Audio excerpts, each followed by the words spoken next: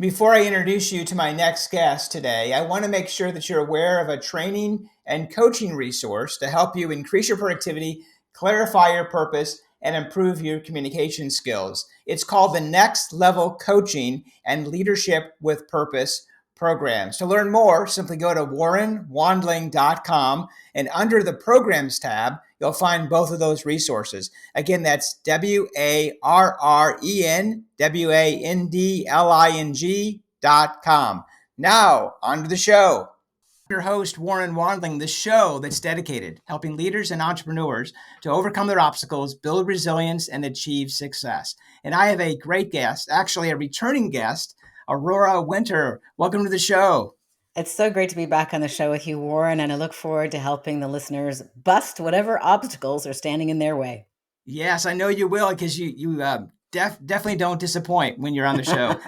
If you've not listened to episode 78 or 92, that is when Aurora first visited the podcast. And both of those episodes, she shared some great insight that I know as leaders is going to impact you. So you want to make sure you save those, whatever podcast tool you listen to, and make sure you listen to those podcasts. But today I'm really excited about the topic we're going to cover, which is discussing how to create multiple streams of income and impact. Something that obviously everybody, I'm sure, that's listening to this show would be very interested in. We're going to take a deep dive into that, and this is going to be distinct from the other episodes. You're going to listen to all of them, and we're also going to talk about how you can create multiple streams of income and impact using AI. Is it something to lean into or something to run away from? So that'll come up in a bit. Yeah, really excited about that topic. So for those listeners this is the first time they've heard anything about your work, maybe as a TV producer, media coach, best-selling author, and successful serial entrepreneur, tell our listeners just a little bit about your background. Okay, so here's a little bit about why this episode is worth listening to. I am a successful serial entrepreneur. I believe my life experience has been that entrepreneurs solve problems at a profit. So anytime you've got an obstacle or a problem, it's an opportunity for, once you've figured out the solution, to consider if that solution might be worth something in the marketplace. I sold my first business for 6 figures when I was in my 20s. The next business generated 7 figures. The business after that was in film and television. We raised $5 million and made 8 films. The business after that was my beginning of writing books as lead magnets for businesses. I used kind of by accident, I used my first book to grow a 6-figure business from scratch in 6 months. And now I've more or less figured out how to use a book as a lead magnet. And so we can talk about that and how I help other people turn their words into wealth. Fantastic. Well, excellent. Well, so in your opinion, what is the best way, maybe the 7 ways to be able to generate a 7-figure income? Oh, I love this question. And I answered it in a whole long book called Turn Words into Wealth, Blueprint for Your Business Brand and Book. So much for the copy. It's a phenomenal book. So you want to make sure you definitely order that. Oh, thanks, Warren. Just real quick before I list those 7 ways, the reason I wrote Turn Words into Wealth is it was heavy on my heart that people would spend, on average, first-time authors, spend 3.5 years writing a book. And then as a strategic business owner, I felt that they dropped the ball right at the finish line, so that the book didn't offer any other solutions besides reading the book. And the difference for most people is 5, 6, or 7 figures they left on the table by not thinking through what else will people want after they've read the book. I made this mistake myself. My first book is called From Heartbreak to Happiness. It was endorsed by Dr. Wayne Dyer. The subtitle is An Intimate Diary of Healing. At that point, I had intended just to go back being a film and television executive producer. I had no intention to turn that into a business, but the market or God had another plan, and people wanted my help through grief. So then I went, oh, I see. No matter how good the book is, you don't have to withhold anything. Tell everything you can. Be as helpful as you can. And some people will want more. They'll want video courses like Warren. I know you're leaning into creating a bunch of video and online training. They'll want to come events. I know you and I both love hosting events in person, or they could be virtual. Some people will want one-on-one coaching with the thought leader, or with somebody on your team. Some people want VIP solutions done with them or done for them. And so what I now realize is that it'd be, and I'm going to give you the 7 ways, but I just wanted to have the broad strokes first, is that it is smart as an obstacle buster and as an entrepreneur to consider what other ways can you help people and mention that in your book, in your podcast, in your blog post, in whatever you're up to. Because if you don't, people will despair that they're praying for a solution and you're hiding it from them, right? You could offer it to them instead. So, and when you do so, you are being of service by providing what's needed next. So, even though I wrote the book From Heartbreak to Happiness, thinking that would help people get all the way through grief, in fact, people wanted one on one coaching. Later, they wanted trained how to do that method of coaching, and that business, the Grief Coach Academy, is now being run by a friend of mine, Audrey White. So there's another business. So here's 7 different ways that you can make 7 figures with your $1 million message. Normally that message would be in a book, but it might also be a talk or a presentation, or it might be a book and a presentation. So number 1 way is with being the authority. The root word of the word authority is actually author. You can attract premium clients at premium prices when you are the go-to authority. So that's the first way. I love that way. The second way is you can attract investors and launch a startup once you have got your $1 million message polished and refined. So, for example, I was living in Silicon Valley just as COVID broke out, and I was helping startup entrepreneurs get their message nailed down. I was media coaching them on video so that they would be clear, concise, compelling, and have all those facts right at hand. And the least amount of money that they raised, they came to me having raised 0. The least amount they raised was 7 figures, and often they raised 8 figures. So your message is worth a lot. The right words at the right time to the right people can totally transform your business. So that's way number 2. And you could also write a book, but these people actually didn't even bother with a book. They just got the message clear. Way number 3 is movies and merchandising. So I have a new fantasy series. We were just chatting about it before we started recording, called Magic, Mystery, and the Multiverse. It's kind of Harry Potter meets Doctor Who. The second book in the Magic, Mystery, and the Multiverse series is coming out next month on Kickstarter. And I'm actually meeting next month with BBC. They've already expressed interest in turning the book series into a TV series, and they're interested in a half-hour series and talking about 12 episodes. Now, interest is not a green light. So, yeah. But if you are writing fiction, also helping Michael Stockham write some legal thrillers, if you're writing fiction, that really lends itself to being turned into feature film or streaming service movie or Hallmark movie or a TV series. Also, fiction lends itself to all kinds of merchandising. So, for example, our heroine here, Anna, she's got some magical golden cuffs and a little bit like Wonder Woman kind of cuffs. So we could have cuffs. I don't know if you can see. There's a dog. It's hard to see. Sure. There's a dog. Okay, so we could have a plush toy, right? So interesting. Movies and merchandising can easily generate 7 figures for the right project. And that's better if it's fiction, usually, although some nonfiction projects like the documentary The Secret, that certainly is a blockbuster hit. Also, surprising hit, Marie Kondo's, the joy of tidying up. She doesn't even speak English as her native tongue.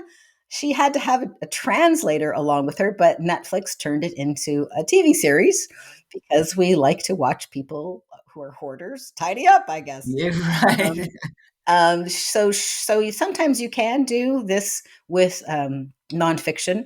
Marie Kondo also did another one of the 7 methods, which I'm going to get into number 6. So remind me if I forget. Okay.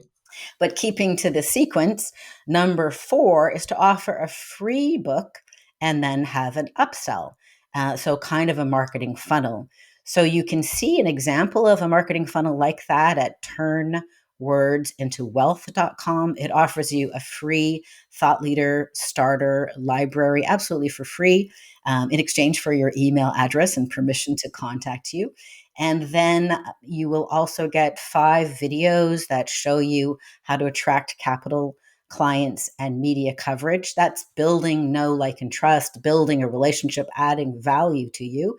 And then after that, you are offered, would you like to have a business breakthrough session? Are you interested in having Aurora and her team help you with your marketing, your messaging, with creating, publishing, and promoting a book? If so, sign up here and have a business breakthrough call.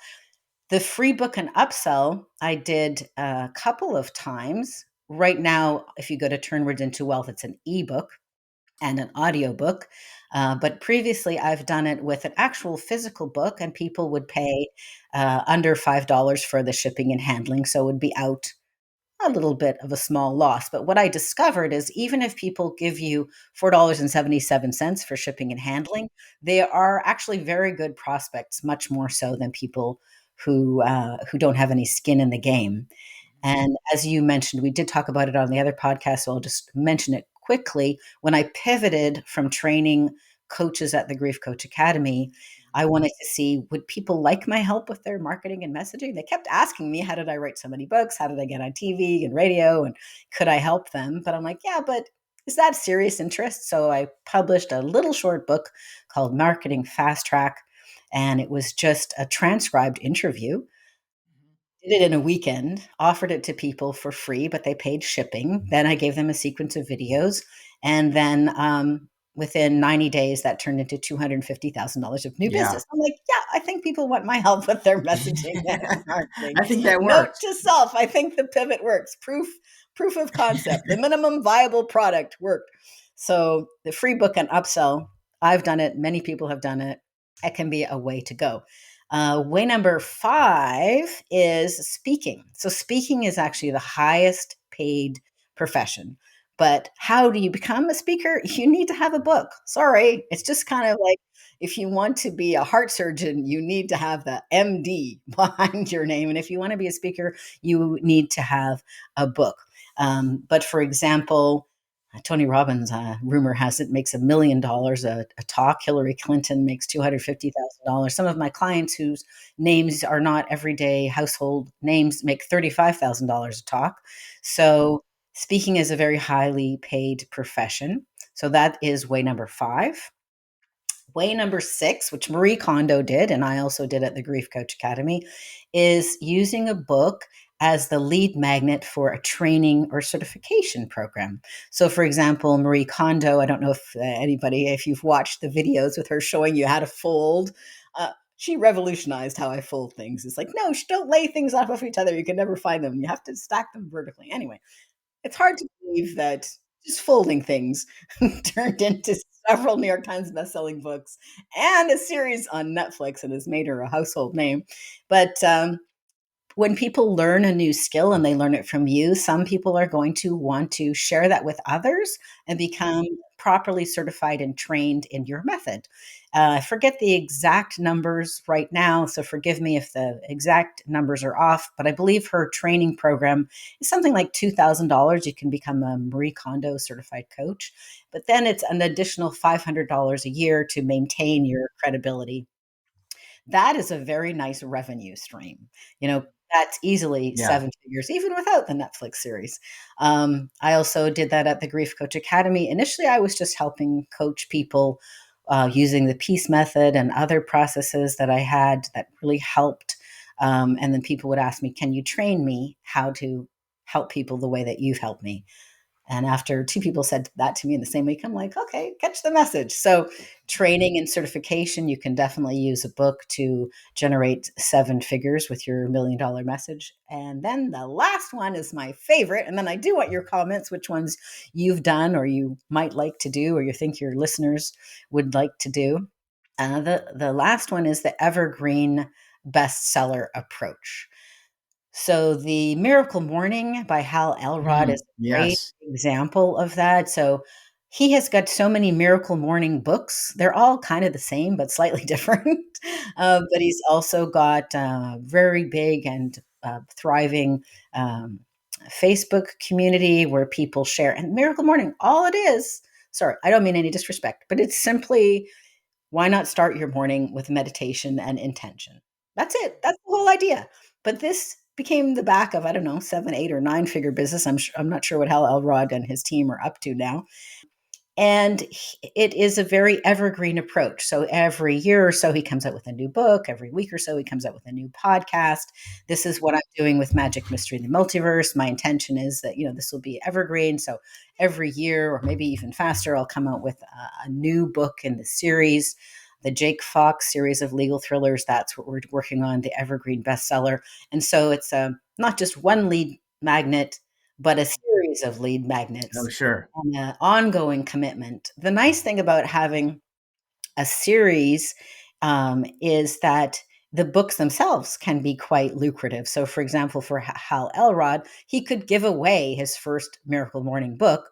Certain people will want to get all 20 of them. And so he can pay to advertise the first one at a loss and then make it up on the back end. And you can do that with any kind of series, whether it's fiction or nonfiction. So, just to summarize again, the 7 ways to make 7 figures with your $1 million message, which I've gone into in great detail in the book Turn Words into Wealth.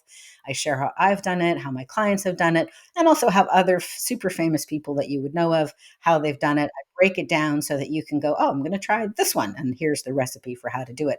First way, attract premium clients at premium prices by being the authority. Second way, attract investors, launch a startup. Number 3, movies and merchandising. Number 4, free book and upsell with a marketing funnel. Number 5, speaking. Number 6, training and certification. And number 7, the evergreen bestseller. Yeah, I Which one of love those? those 7. Yeah, there's a lot Yeah, of those, ways. because there's something there for all of our listeners. They could explore any of those 7 Yeah, exactly. and whatever fits their specific business model currently to be able to explore and work on that project. It could be a passion project that they could work into what they're currently marketing. Yeah, and I think all 7 are very sturdy and strong and viable models, but you need to filter it through like what stage is your business at, and maybe you want to do a book that will help you pivot, like I did with the book Marketing Fast Track, and just test the market. If you're trying something new, just Mhm. do a 90-day test. Yeah, see, it might generate you at 250K, right? Yeah, could happen. So it was interesting when we started this discussion, you had mentioned, like in your books, give everything away, like don't hold back, which I think is an interesting concept. Because there's two sides of that discussion. Do I give all of my content away? Well, I have to share if they know, if they can read, if they can get the book. But I love your explanation to that, because then they feel valued, and those that are the right clients are going to want more, or someone to walk them through from coaching or training, or bring you into their organization to do a workshop or do a keynote. I love it that my experience, I used to worry about that back in the days when I was wet behind the ears. I'm older and wiser now. You really do not have to worry about giving away your very best stuff, unless you're maybe Colonel Sanders and you want to have the secret recipe for Kentucky Fried Chicken. But generally speaking, you can be very generous. And what I do in my business is I give a lot of stuff away for free. I'm on podcast. I have, stuff you can get on my website, samepagepublishing.com or on aurorawinter.com. That's free. And then I have almost free, like books, a $20 book. That's almost free. Like I put a decade of my life experience and business experience into the book Turn Words into Wealth. So $20 for 10 years. Yeah, that's a good ROI. And Yeah. then I don't bother with any middle steps. Like a lot of people get all granular, and you can certainly do that with video training and etc. But my next step is $5,000. But I only deal right now with VIP clients who want Mhm. my help, not to be delegated to a peon. So that business model works Mhm. for me. My typical experience, all I do for marketing, as I was telling you, Warren, before we started Mhm. recording, Yeah. I just have books on Amazon. Amazon is the number 3 search engine. If your book solves a problem that people are looking for, they'll find you on Amazon. And if you mention in your book one of these 7 different ways that you're monetizing, so you offer more, um, my typical experience is people will buy my book, they'll read it, they'll sign up for a business breakthrough call at bookcall.biz, and then their next investment is between 5,000 and 6 figures. So that's an That's easy, pretty simple simple. business model. Yeah, Yeah, that's pretty simple. Don't complicate it. don't make it complicated. But there, of course, there's many different ways to do business. That works for me, but it does show the combination of speaking. So on podcasts, for example, and a book can be all that you need as a whole entire marketing plan. Yes. Yeah, Yeah, I so I love like that. that. I best that. I really like that. Yeah. So I believe that stories allow others to be able to really connect with our messages. How Hmm. could you explain the surprising 27 times value of your story? See, I love this. Like you, Warren, I'm really a big believer in stories, but I'm always looking for how can I prove that? How can I Uh-huh. substantiate that, Yeah. right? I think we intuitively know that because most of us are swept away by movies. Movies are very memorable, and we're in. We can change our opinions by watching a movie that's well done, or we can just be entranced and enchanted and taken to another place. I want to come back and talk about the history of humanity, but let me just share the 27X story. So, I read a book called Significant Objects, and what they did, they also wanted to find data on what is the value of a story.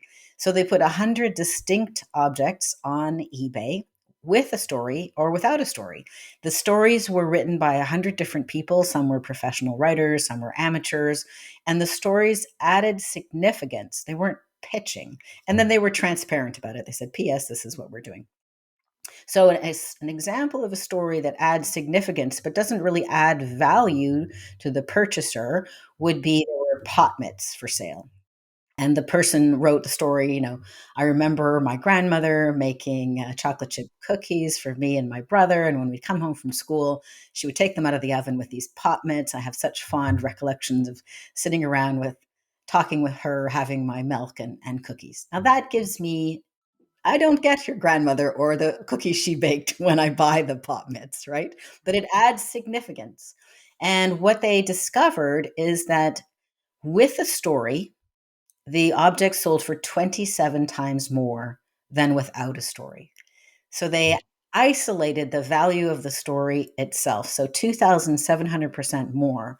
So this is one thing I really, go into.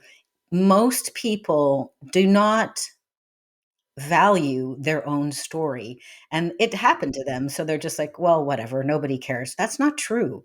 Your story is one of the most valuable things that you have. Of course, it's really worthwhile practicing it, honing it, pitching it, having the right structure to your story so you're not rambling and that you know what are the key points of the story. And in a second, I'll give people some story structures that they can use. But your story is the only thing that you have that nobody else owns. So no matter what happens with ChatGPT and all the Yeah. AI, you own your story. So like Joanna Penn says, double down on being human. And a great way to do that is by having access to your stories, writing them down and practicing them. So another example that I'm sure your listeners will recall is back in the day when Steve Jobs was running Apple, he had these wonderful Apple launches and they created a buying Mm, frenzy. But he yeah. practiced those pitches for 3 weeks. So if Steve Jobs running Apple, one of the largest corporations, could devote 3 weeks to practicing where to stand, what to say, how to pause when he's doing a pitch, you can too. And we know from the other story that it could be worth as much as 27x. So I really invite people to lean into their stories. I can give you a couple little story hacks if you like, or blueprints that you can use right away. But I want to hear if you have any comments on those things, Warren. Yeah, I love the idea. Like story is like really important because we think in pictures and we Yeah, connect with stories, right? yeah. So that's the value of helping our listeners and those that want to be able to capture the essence of what the message is, so they can internalize it. So I think Exactly. that's what you're saying in reference to the importance of story. Yeah. It's not a fluff to be able to fill time. It actually is helping the audience to be able to connect with the message. Right. Well, what most people forget is that before the printing press, which was only invented in the 1400s, all stories were oral and they were memorized. Why was that? It was because stories were the vehicle through which we pass down wisdom.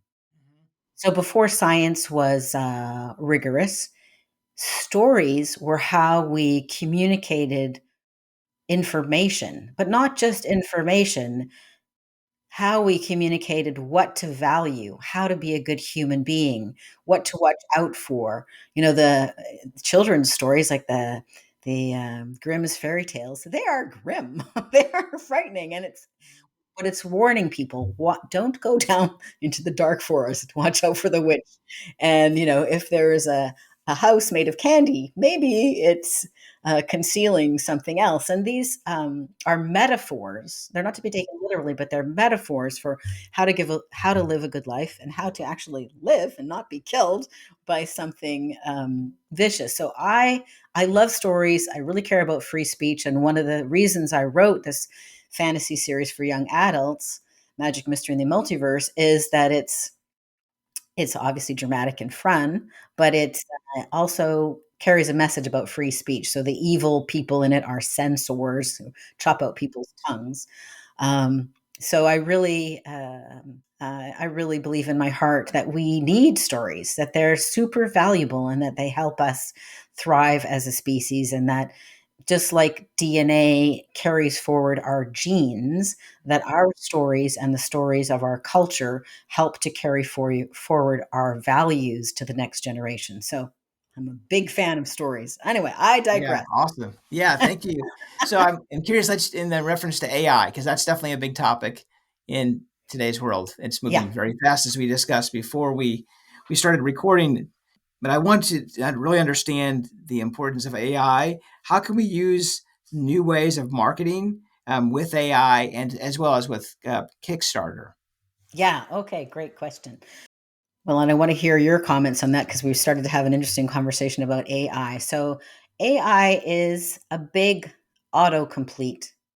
It's what it is. It's a large language model that gives the most likely autocomplete, but not just of a word or not just of a sentence, but of a much longer thing. So, by definition, it's an average. It's not giving the most creative, the most insightful, the most wise, the most profound answer. It's giving the most common, the most likely, the most average answer. It's an autocomplete.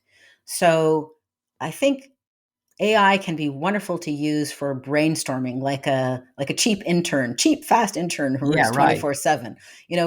Brainstorm 20 different marketing headlines for this ad that I'm running, and then it'll give you 10 horrible ones and 3 mediocre ones, but there's a couple there that you could maybe work with.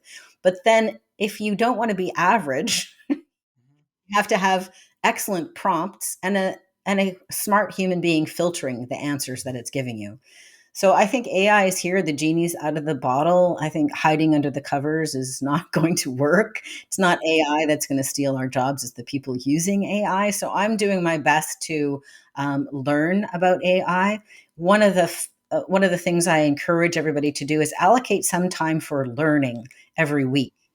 When you use a new thing and you want to get immediate results, you're going to be frustrated, or at least I am. But when you have the mindset, you know what, I want to be top of my game, and I want to be top of my game this year and 10 years from now. And that means I need to invest an hour a day in learning. And some days, I'm going to spend that hour a day listening to Warren's podcast. Sometimes I'm going to spend that reading a great book. And other times I'm going to spend it learning a new thing.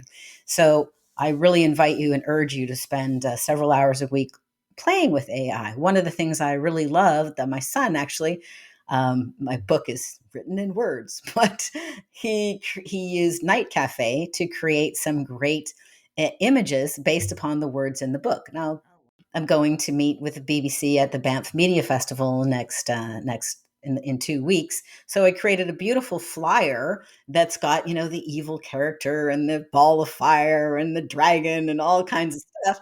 They're not going to be in the book, but who knows? Maybe they'll be offered, or they will be offered, I think, on the Kickstarter as a bonus.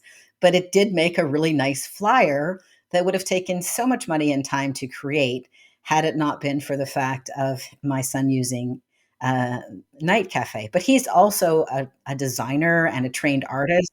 So he's got expertise in how to prompt it and how to evolve it. But Night Cafe is one thing that you might want to spend some time learning. Obviously, play with ChatGPT if you haven't been playing with that, or play with some of the other models like Claude. Or you may want to just research, whatever your business is, see what are the applications. They're popping up like mushrooms, and just take half an hour and dive into one and spend some time learning it. I love that suggestion, is scheduling intentional time to, Yeah.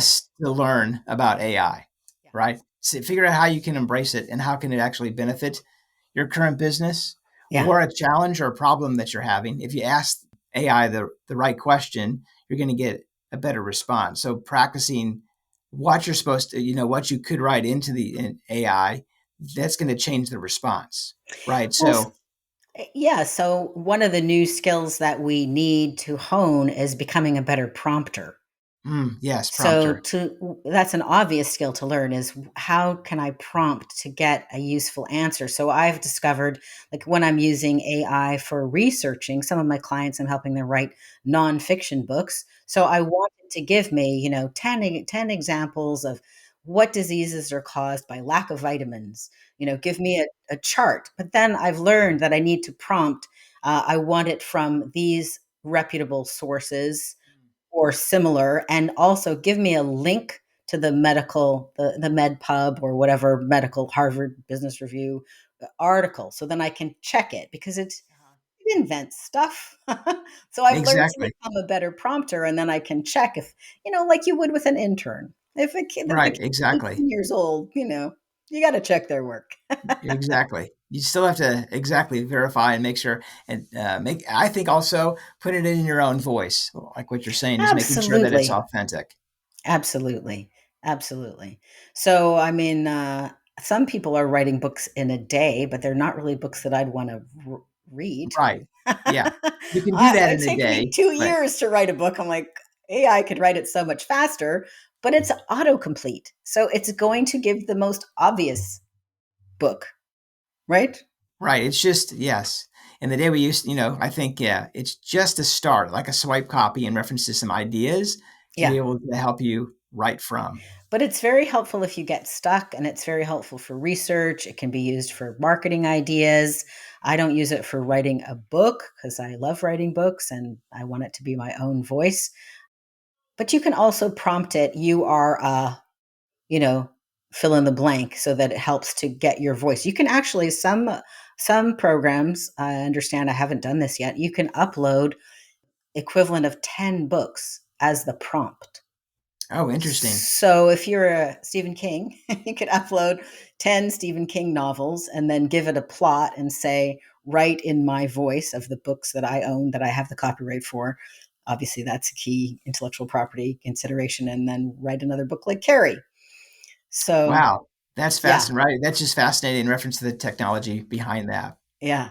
But I have found some useful tech. For example, I like the program called authors.ai. You can feed in an entire manuscript, and within a few minutes, it will analyze the story and make sure it doesn't make sure of anything, but it checks your plot. And so I can analyze that because I want to have a heartbeat in the story every 10%. Best-selling books have a heartbeat, or up and or down, every 10% of the book. So if it's a 100,000 word book, every 10,000 words, there'd be a sharp up or down. So you can see the heartbeat of the book Oh, like that. interesting. After Uh you've huh. read the book 12 times, it's hard to see. And so what I did when I was writing Magic Mystery and Multiverse, for example, is I would do that analysis using AI and its number crunching data analysis strength. And then I would go, oh, there's 15% gap here, and this is 7%. So this one I need to move some of that over here and just shuffle it around so that it's hitting that heartbeat of about every 10%. So you can benefit from the number crunching data analysis part of the AI skill without it taking away any of your voice, and just use it to enhance your voice and enhance what you already know how to do and make it even better. Wow, that's fascinating. Great insight. Yeah. So I know our listeners will want to be able to connect with you if they have not already. If this is the first time they've listened to you on our podcast, what is the best way for them to be able to reach out? Okay. For those who are fans of fantasy or want to have a peek at that AI generated art done by Night Cafe, I would love them to follow my Kickstarter. They can do that by going to magicmysteryandthemultiverse.com, and it's free to follow. You don't have to pay anything. You do need a Kickstarter account, so set up, but it's fun to set up a Kickstarter account and see what various different entrepreneurs are doing on Kickstarter. Oh, by the way, Kickstarter, for example, the average transaction for publishing on Kickstarter is $42 compared to $4 on Amazon. Oh, wow. Okay. Average. So whatever, if you have a kind of a business and you might consider launching a product or a service or a book on Kickstarter, it's worth exploring because it's an additional revenue stream that usually you would do before your big launch. Anyway, so please, if that's of interest, if you'd like to learn more about Kickstarter or check out my fantasy book, follow it on magicmysteryandthemultiverse.com. Kickstarter is only live for 17 days. So after that Kickstarter is live, magicmysteryandthemultiverse.com will go somewhere else useful and tell you more about the fantasy series in the next book, book 3. I recommend that people read the book Turn Words into Wealth, which is available on Yes. Amazon or wherever books are sold, which Warren Yeah. enjoyed Highly reading. recommend. Thank you. And then if they'd like to learn more or get that video series that I suggested, they can go to my company website, which is samepagepublishing.com. Samepagepublishing.com. You can see the books of the other authors that I've helped, and you can, if you'd like, you can opt in and get a Thought Leader Launch Starter Library for free. Very good. I'll make sure all of those links are in the show notes.